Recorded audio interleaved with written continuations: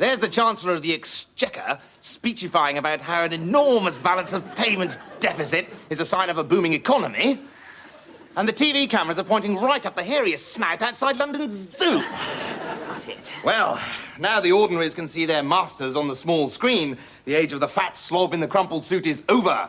Move over, Nigel, and let Mr. Sex balance the budget. Come in. Morning, young masters. Morning, Pickles. Anything interesting? Just the usual constituency junk mail, sir. No. Shall I lose them for you, sir? Well, of course. What a stupid question. Oh, but steam the stamps off any SAEs first. As ever, sir. But, Alan, you can't do that. We're here to serve our constituents, at least I am. Really? Well, then how ironic that Yasser Arafat gets more Jewish New Year cards than you get constituents' letters. Oh, does he? Yes, he does. I've got it! I've got it! What's that, a letter from the Clap Clinic? No. My gold credit card. The one you proposed me for. Oh, thank you, Alan. Oh, dear. Sorry, Alan. Oh, dear, oh, dear, oh, dear. Fingers. Fingers.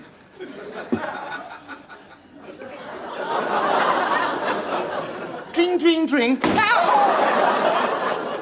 Thank you, Alan. That's all right. I didn't think I was glamorous enough. Not for a gold card. Does that mean I'm a yuppie at last? It certainly does, Piers. Just as everyone else was giving it up. Still, this calls for a really lavish, expensive, slap-up celebratory lunch. And I can pay? Of course you can. Piers. A credit card is like a dick. If you don't use it every day, it withers away. What's a dick, Alan? Well, you are, Piers. Come, MP coming through.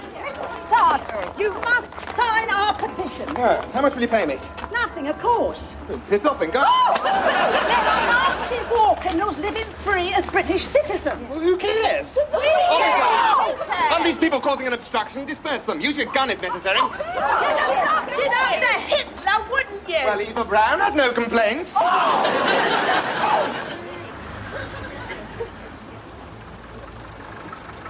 Piers, I've got one.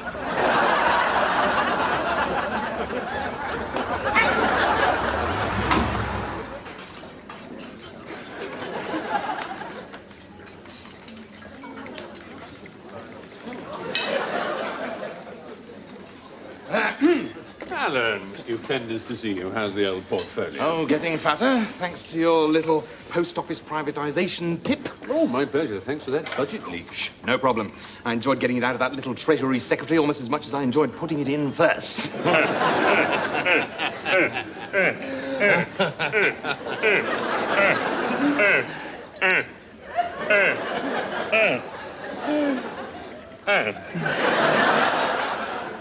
Now, Piers. Yes?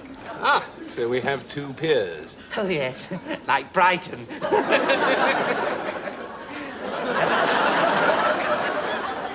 I don't think I know you. Piers Lonsdale, Financial Journalist of the Year. Piers Fletcher-Dervish, non-entity paying for lunch. No disrespect to your pet, Alan, but I thought that we were here to have a little discreet insider dealing session. Oh, don't you worry about him. Our conversation will be rather like Burt Reynolds' toupee. Considerably above his head.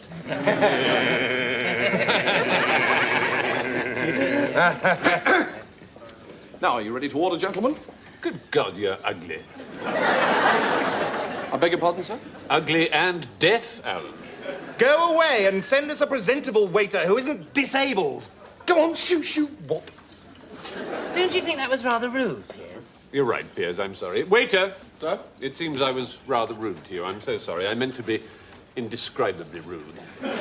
You really are the most... Wait a minute, I thought we asked for a better-looking waiter. And one who doesn't scrape his knuckles along the ground when he moves. Now, go away and bring us back a bottle of the most expensive wine in Europe. Very good, sir. Hopping. I beg your pardon? Hopping. Right. Backwards. Backwards.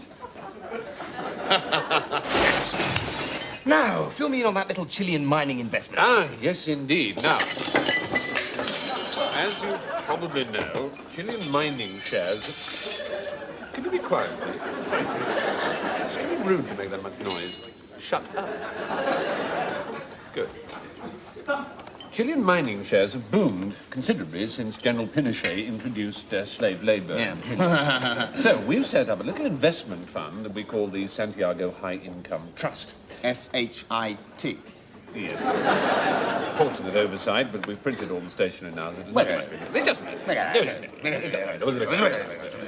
matter. Gentlemen, here we are, the finest bottle we have. A 1958 Chateau Mouton Rothschild with a hand-painted label by Salvador Dali. So it is.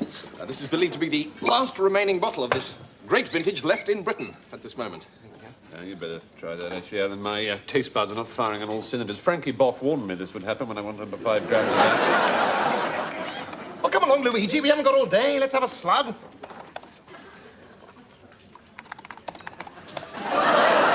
It's disgusting. Take it away and bring us another bottle. Another bottle? But this is the last bottle in Europe. Oh, God, well, throw it away and bring us some mineral water. Throw it away? It costs £950. Oh, dear. You've dropped it. It's going to have to come out of your wages, isn't it? Now, go away. And clear up this mess. This is West 1, not West Beirut. This is the most amazing thing, Alan. Apparently, in the last war, we were on the same side as the Russians. Do you think somebody ought to tell Mrs. Thatcher? Now, where were we? We were talking about S-H-I... Now, I'm going to be endorsing this whole campaign in my numerous syndicated financial columns and in my award-winning television programme. So obviously a lot of people are going to be interested in having a piece of this. Number twos. Number, as you so rightly say, twos. But as you're a personal friend, Martin, I've decided... Alan! As you're a personal friend, Alan, I've decided to cut you in for £500,000 worth. Well, that's very white of you, Piers. This is awful, Piers. Did you know Hitler even tried to invade England? Did he? Did he really? The little tinker. Are there really Nazi fugitives living in Britain? Well, maybe. Who knows? Who cares? Well, now, actually, Alan, I wonder if your little homunculus hasn't actually stumbled onto something rather interesting in his blind, flailing way. For an MP to unmask a Nazi could have considerable benefits, politics-wise, publicity-wise, profit-wise. Profit-wise? Yes, unmasking a Nazi. Today, personal appearances, Nobel Prizes, opening branches of Marks and Spencer. Could add up to a pretty tidy 70 or 80k a year. 70 or 80k a year? Well, that's over £50,000. So all I have to do is find a Nazi to unmask. Yes, therein lies the problem. Oh, I don't know so much. I'm a lifelong member of the Conservative Party. Shouldn't be too difficult to find one. Should be a piece of cake. Piece of cake. I'm hungry. Where's that waiter? Gianfranco, mangerez. Sir? We want some food. I know, I'm waiting to take your order. Order? We haven't got time to order. We're Thatcher's stormtroopers. We're in a hurry. Bring us what they're having. Ridiculous.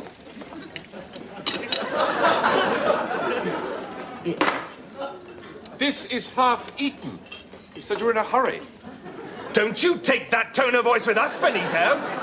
Your attitude has been surly and sarcastic from the start. Alan, get the manager. No, you do it, Piers. Your voice is far more embarrassing. You're right. Manager! What seems to be the matter? The matter, Guido, is this waiter. Sack him. But why? Why? Because we're very, very rich. That's why. And if you don't, we'll stop coming here, and so will all our friends.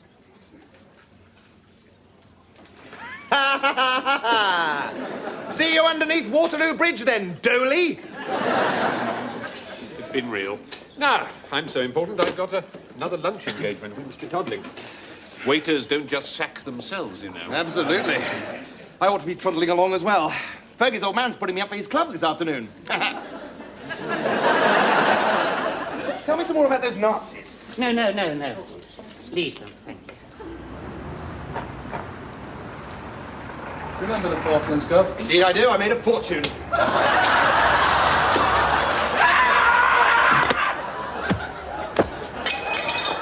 Happens all the time.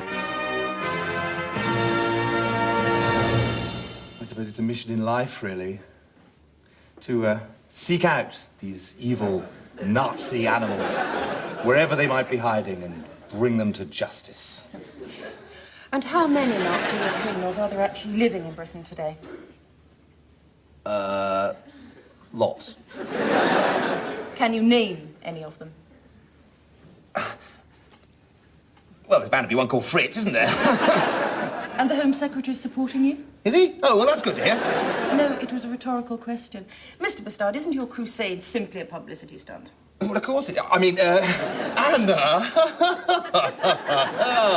Do I need publicity? I'm young, handsome, virile. I've got the largest majority you're ever likely to see. Why, I attract a crowd just going to the shops for a packet of mates. Mr. Bastard, thank you. Thank you, Anna. Well, I thought that went rather well. Did you? I thought you were awful. Unprepared, unprofessional, unpersuasive. But an unbelievably brilliant lover. What?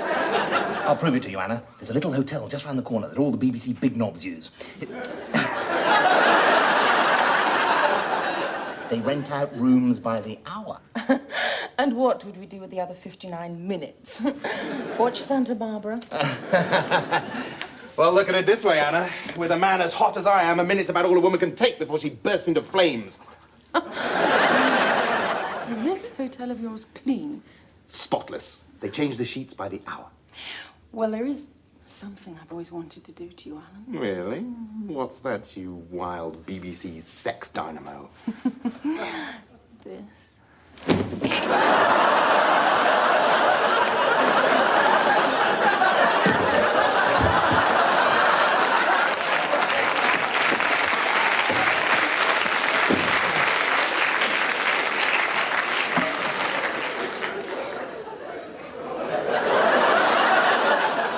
Well, that's a no, then, is it?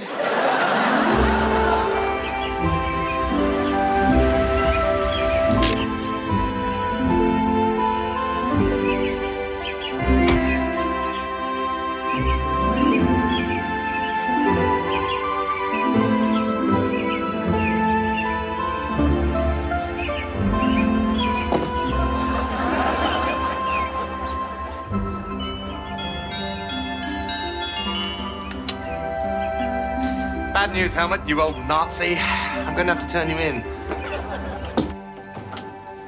You cannot have me arrested. It don't mean the end of everything. Well, you should have thought of that before you did all those naughty, naughty things. It's not fair. Helmut, you know I'm not one to moralise, but you did butcher 50,000 civilians.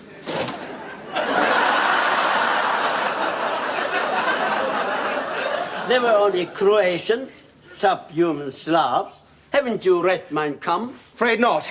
Norman Tebbit hasn't returned it to the House of Commons library yet. Well, let me tell you, the Führer was right. I did my duty, and I was proud to form the Führer's uniform. Really? What did the Führer wear then? One of Eva Brandt's frocks? The Führer never wore women's clothes. It's a vicious rumor put around by Stalin. Silk underwear, perhaps. But frocks, never, never, never. I suppose he didn't really have the legs for it, did he? Oh, so unjust. I am a fugitive in the tribe-eating capital of Europe, and Kurt Waldheim is president of Austria, and he was under me. And it wasn't 50,000 civilians. It was 37,000. Tops. Well, it hardly constitutes a plea for clemency, does it? I mean, you're still guilty of hideous crimes against humanity. Well, haven't I paid for my crimes? Aren't the £1,000 a month I've been giving you enough anymore? When you first blackmailed me, you didn't say it was index-linked. Helmut, my disgusting little Obersturmbannführer, I'm afraid it's gallows time at last. I thought we were friends. What about the political advice I've given you? What, burn down Parliament and blame it on the socialists? Very sophisticated. Well, it worked for us in 1933. Helmut, Britain today is not the same as Germany under Hitler. No, in Germany the newspapers were more independent. Yeah, that's true. Trains ran on time, they got rid of all the... Look, I haven't come here for a history lesson. I'll come here to turn you in. Now use your telephone. 999! Helmut, you're psychic. 9? 5,000 a month. Well, I won't deny it's tempting, but no. 9? 10,000 a month. If only I weren't so rich already. 9. Hello, police, please. Alan Bastard, MP here. You probably heard me announcing my anti-Nazi crusade on the World at 1 this morning. Hmm? Oh, you didn't? Well, never mind. Listen, I'm delighted to be able to tell you. 500,000 in Nazi gold. That if I do find any Nazis around here, you'll be the first to know about it.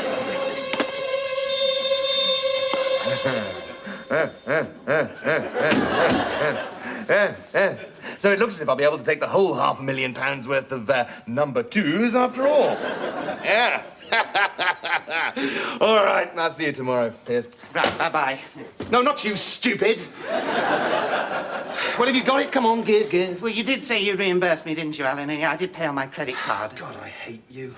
You're obsessed with petty cash, aren't you? You said it was over £2,000. Well, I paid for the bus fare, didn't I? Come on.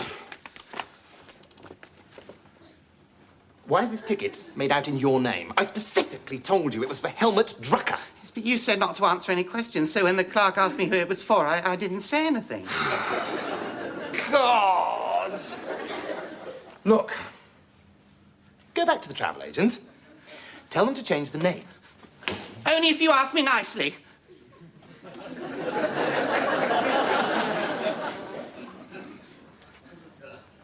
What? Ask me nicely. I'm fed up with you always being so beastly to me. I'm a person too, you know. Well, then prove it.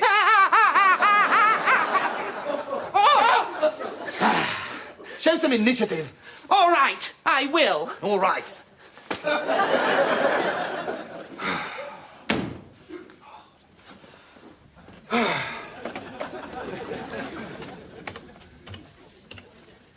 I forgot the ticket. Sorry.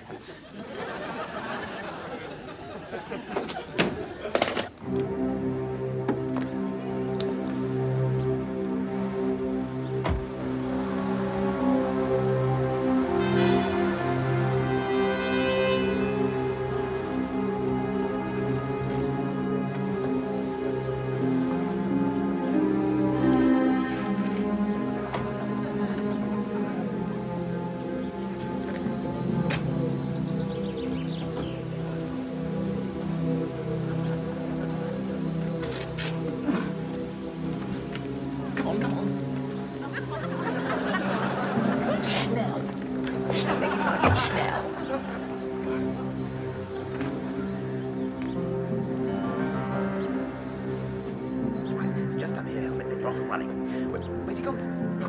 Come on, you Nazi, come on.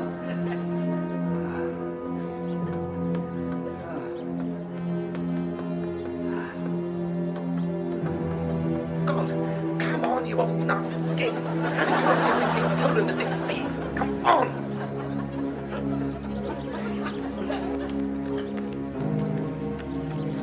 Second class? Yes, I am sorry, but Herr Himmler had reserved all the cattle trucks. No initiative, eh, Alan? I think you'll find you're wrong about me. Alan, Mr. Bastard! Mr. Bastard! Wonderful! Righteousness, Arschloch, du bezahlst dafür! Scheiß Dreck! Yeah, well, that's easy for you to say. You set me up! Why would I? Because you're obsessed with money and with power. I've seen it all before with Wildtime. Well, when the police comes, I tell them how you blackmailed me all these years. No. Yes. I'm not ashamed of what I did.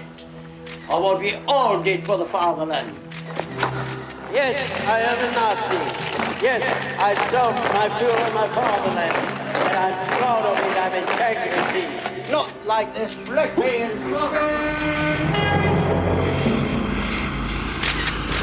Train approaching in 7:15 from London. Please stand back. This intercity train does not stop at this station. I repeat, does not stop at this station.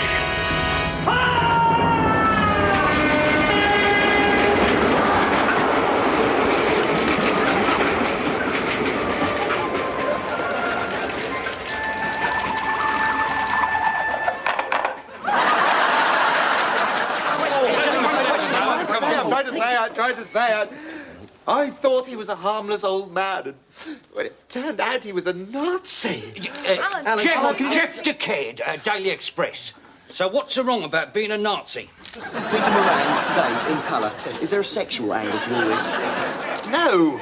Oh, well, not to worry, we'll make one up. Aren't you guilty of murder, technically speaking? Mr. Dickhead, you must be the Express's crack crime reporter, judging by your incredible powers of deductive logic. Yes, I pushed a Nazi killer under a train, and so I suppose technically, yes, I am guilty of murder. And I suppose tomorrow my crime of passion will be splattered all over the front of the world's papers. You see, it splashed all over my raincoat, too. Well...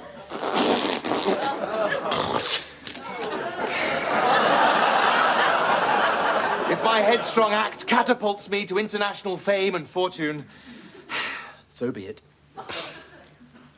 Right, should we do the photos in here or outside? I'm sorry, Caroline. I'm too busy for dinner and sexual intercourse. It's one or the other. You'll have to choose. Little tigress. I knew you'd say that. All right, then. Dinner it is. Mussolini's, 8:30? OK. And save time tonight. I'm faxing the menu through to you right now. All right, bye-bye, darling. Alan, hello. Morning. Coffee, cocaine? No. Let's have some champagne. Alan, I've looked in all the papers and... Shut up, Piers. Well? Cat explodes in Buckinghamshire? No news on cat explosions? Cat implodes? Nothing about you, old boy. What? But yesterday I pushed a Nazi murderer under a train in front of 15 press photographers and a German TV crew. There's not a word. The sods must have put me on the inside pages. No, there's nothing on the inside pages either, Alan. I've looked. But they can't do this. I'm a murderer. I killed a man yesterday. I demand press coverage. This is censorship. Alan, I'm surprised you can be so naive. Surely you're aware that all the media are under strict instructions from Number 10 never, ever, ever to print anything derogatory about a Conservative MP, except possibly Edward Heath. Bastards! Never mind, Alan, the world still turns. Waiter! My God, but you're ugly. Hey-ho. Ugly and deaf.